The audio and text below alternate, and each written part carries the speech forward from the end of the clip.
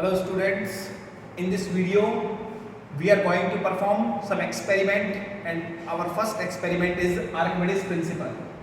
What is the Archimedes principle? According to Archimedes principle, when an object is wholly or partially immersed in a liquid, then the weight of the liquid displaced is equal to the bind force exerted on that object.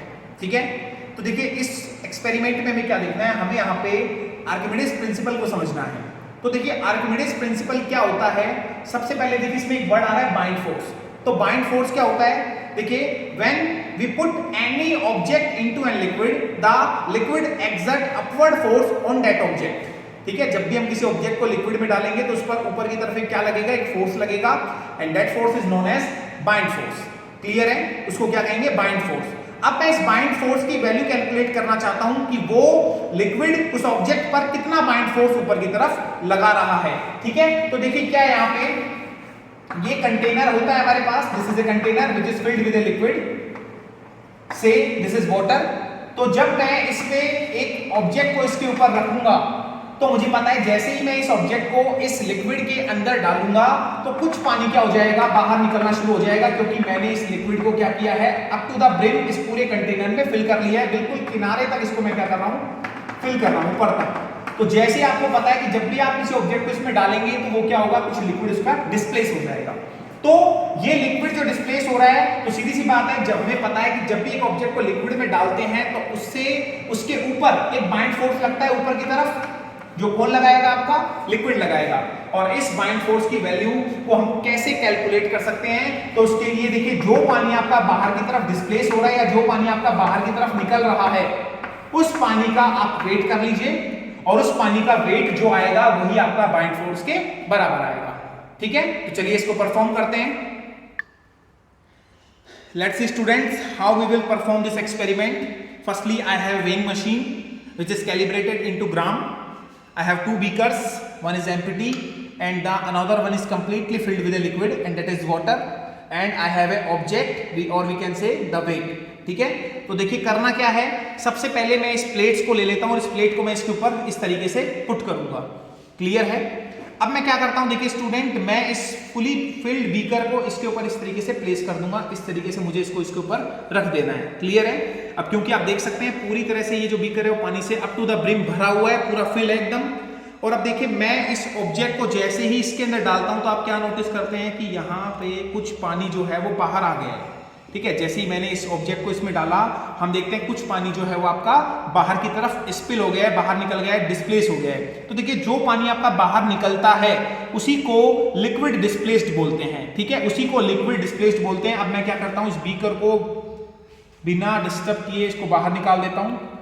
ठीक है, और मुझे अब क्या चाहिए, मुझे ये जो पानी इस प्लेट के अंदर कलेक्ट हुआ है इसका मुझे वेट चाहिए। तो सबसे पहले मैं क्या करूंगा, यहां से इस पानी को एक छोटे बीकर में, यहाँ पे देखिए मैं इस बीकर को 0 पर सेट कर देता हूँ ताकि मेरी रीडिंग में कोई डिस्टर्बेंस क्रिएट ना हो। और अब केयरफुली इस पानी को मैं क्या करूँगा, इसमें ट्रांसफर करूँगा, इस बीकर के अंदर ट्रांसफर कर लेता हूँ। ठीक है, और आप देख पा रहे हैं कि इसका वेट जो है, पानी जितना डिस्प्लेस हुआ है वो पानी आप देख पा रहे हैं 21.51।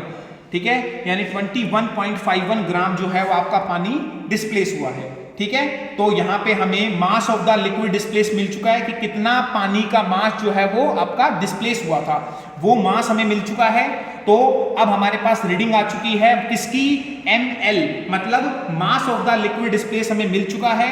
अब हमें क्या चाहिए स्टूडेंट, इस पर लगने वाला बाइंड फोर्स चाहिए। तो चलिए एक बार फिर से बोर्ड पर चलिए ठीक है, तो हमारे पास देखिए यहाँ पे हमने रीडिंग निकाल ली है। मास ऑफ द लिक्विड डिस्प्लेस मेरे पास आ चुका है 21.5। ठीक है, इतना ग्राम आ चुका है। अब हमें पता है अगर हम अपनी कैलकुलेशन करना चाहते हैं, then we will have to convert this mass into the SI unit and that is kilogram. तो मैं इसको किलोग्राम में कन्वर्ट करने के लिए क्या कर देता हूं, 1000 से डिवाइड कर देता हूं, तो ये मेरे पास कितना kg आ जाएगा।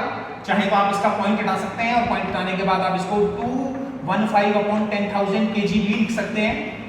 ठीक है, इतना आपके पास मास ऑफ द लिक्विड आ चुका है। और अब आप हमारे मेन फॉर्मूला पर चलते हैं। बाइंड फोर्स का फॉर्मूला क्या होता है आपका, ml into g, mass of the liquid displace into gravitational acceleration. तो देखिए हमें कैलकुलेशन करनी है बाइंड फोर्स की, कि जब हमने उस ऑब्जेक्ट को लिक्विड में डाला तो लिक्विड उस पर कितना बाइंड फोर्स लगा रहा था, that value we are to calculate. Then now I will put this value into the equation.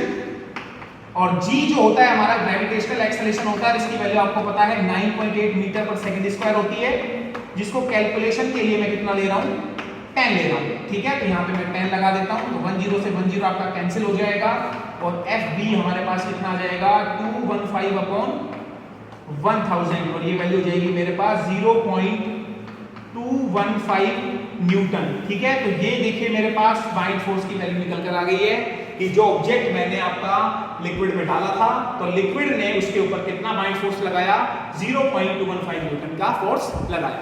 Thank you so much.